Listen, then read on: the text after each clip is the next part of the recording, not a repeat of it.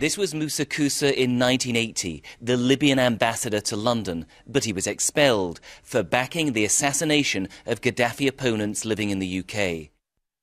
When he returned to Libya, he was chief of spies, and some say Gaddafi's head of interrogation.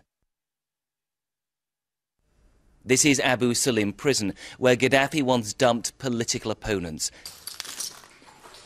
Mufta al-Thawadi spent nearly 2 decades here, 8 years of it in isolation, in a cell with just a hole in the ceiling for light. It was here he came across Musa Kusa. While I was being questioned, Musa Kusa was electrocuting me in my neck with the electric rod. And then while I was talking, he told me, "Shut up," and struck me with the electric rod on my tooth here and broke it. When Tony Blair met with Gaddafi in 2004, Britain's improved relations had been mediated by Musa Kusa. And it was Britain he chose to defect to at the start of the uprising. He stayed for 2 weeks.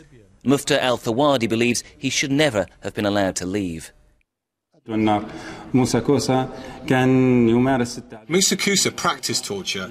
Musa Kusa tried to give Western people the impression that this regime wasn't a criminal regime, and this in its own right is a crime. This is why it's imperative that the West, whether it's governments or people, must hand over this criminal to justice. But Musa Kusa is no longer in the West. We found him staying at this luxury resort in Qatar. Hello, Mr. Kusa. BBC Television.